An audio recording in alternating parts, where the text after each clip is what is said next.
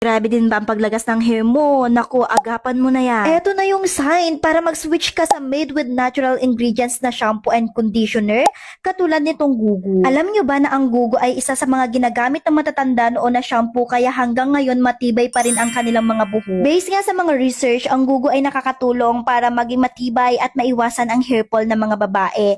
Lalong-lalo na kung nakakaranas ng stress, anxiety, hormonal imbalance, may mga chemical treatments at lalo na yung kakapanganak lang. By the way, set na pala itong mabibili. Meron na siyang shampoo and conditioner and proudly made in the Philippines.